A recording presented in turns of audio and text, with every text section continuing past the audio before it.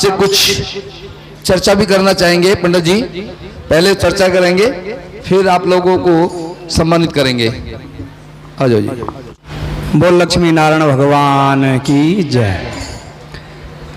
आज ये विशेष जानकारी आप लोगों तक, और आप लोगों ने कम से कम आगे 10 या 20 लोगों को बताना है और इस पर अपने आप भी विचार करना है। हम कहीं पर भजन करते हैं, भजन तो हमें पता है कि इसकी लई तो पता है और बहुत मस्त सारे झूम रहे हैं, लेकिन वो भजन का तात्पर्य क्या है, इस बारे में भी जरूर विचार करना चाहिए। जैसे कोई भजन है तो ये कुछ ऐसे हैं कि जो कुछ ऐसे दलों ने भजन बनाए हैं जिन मतलब एक तरह से हमारे धर्म को बदनाम करने के लिए। कुछ नशेड़ियां थे, अब वो नशे की आदत लगाते टीका। सब लोग कहते हैं तो बड़े भक्त हैं, 1-1 घंटे तक मंदिर जाते हैं, पूजन करते हैं, लेकिन नशे की आदत ही क्या करें। अब उन्होंने क्या किया कि कहीं पे बैठ के भोलेनाथ का बहाना कर दिया, हम भोलेनाथ के भगत हैं, और चिलम पे चिलम खूब पीते रहे। और चिलम के अंदर क्या क्या पी रहे हैं, कोई कहते हैं बोले भोलेनाथ का प्रसाद है, भोलेनाथ तो भांग पीते हैं। क्या भोलेनाथ भांग ही पीने के लिए हैं? सोचो, भगवान को हम कोई भी चीज समर्पित करते हैं तो उसका तात्पर्य यह है कि भगवान ये तो सिर्फ आप ही इसको हजम कर सकते हैं और संसार में कोई नहीं है। तो अगर कोई उनको ये कहे कि आप भगवान की आड़ में नशा कर रहे हैं तो अच्छी बात है।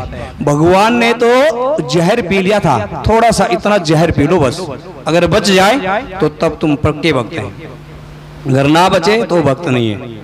भगवान ने नागों की माला ज्यादा नहीं, एक छोटा सा सांप, नाग तो बहुत बड़ी चीज है, छोटा सा सांप गले में डाल के देख लो और हम समझेंगे ये पक्का भगत है। सिर्फ नशे के लिए तो हम भगवान के भगत हैं ताकि लोगों का हमारे प्रति बहिष्कार न हो। तो इन चीजों को जैसे भजनों में होता है, भोलेनाथ भांग पीकर नाचे हैं, भोलेनाथ जो है नशा पी करके नाच रहे हैं, ऐसा अपमान है, ये भावना है। पूजा कोई ना करे लेकिन सम्मान से करे, मंदिर ना जाएं लेकिन कहीं पे अगर आपको फोटो दिख जाए और आपके प्रति हमदर्दी हो जाए उसके फोटो के लिए कि नहीं परमात्मा की ये फोटो है, ऐसा नहीं होना चाहिए, वो आपकी पूजा है। जब तक आपके मन में वो विचार रहेगा कि ये भगवान की फोटो है, इसका अनादर नहीं होना चाहिए, तब तक आपका वो पूजन चल रहा है, मानसिक रूप से आपका चिंतन चल रहा है। एक उदाहरण मैं आपको दिखाता हूँ। एक बहुत वृद्ध माता जी थी, कुछ नहीं करती थी, पूजा नहीं करती थी, कुछ नहीं, लेकिन भगवान श्री कृष्ण बार बार माता का वर्णन करते थे अर्जुन से। अर्जुन ने कहा भगवान आप भी तो कोई भजन नहीं करता आपका, अब उनकी तरफ तो आप ध्यान ही नहीं दे रहे, जो इतने 2-2, 3-3 घंटे ध्यान करके आपको मनाने में लगे हुए हैं, लेकिन ये क्या। भगवान ने कहा कोई नहीं अर्जुन, समय आएगा तो मैं आपको बता दूंगा। अब रथ पे जा रहे थे अर्जुन और श्री कृष्ण। एक वृद्ध माता तलवार चला रही है, हाथों में जान नहीं है लेकिन तलवार चलाने की पूरी कोशिश कर रही है, प्रैक्टिस कर रही है। भगवान ने कहा अर्जुन ये सामने देख रहे हैं? अर्जुन ने कहा हाँ भगवान मैं देख रहा हूं, लेकिन भगवान ये है क्या, ये माता जी को क्या जरूरत है, इनका ठीक है मानसिक संतुलन। भगवान ने कहा आप जाकर के जरा पूछो, मैं रथ में हूं, आप जाके पूछो। अर्जुन गए, माता जी राम राम, ये आप क्या कर रही हैं? वो वृद्ध माता पता क्या कहती है, मैं ना प्रैक्टिस कर रही हूं, मैंने सुना अर्जुन नाम का बहुत बड़ा धनुर्धर है और मेरे कृष्ण से रथ हगवाता है।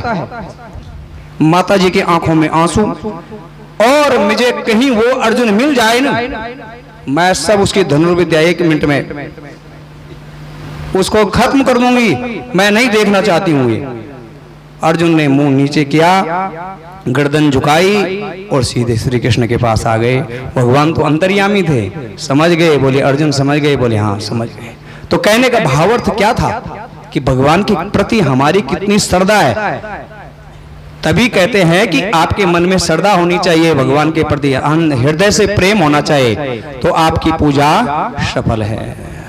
पूजा में भगवान कोई वस्तु के भूखे नहीं होते हैं, परमात्मा है, वो भाव के भूखे होते हैं और हमें भाव से करना चाहिए। तो इन सब चीजों का हम प्रयास करें, और कोई हमारे धर्म का दुष्प्रचार करता है उसका डटकर विरोध करें।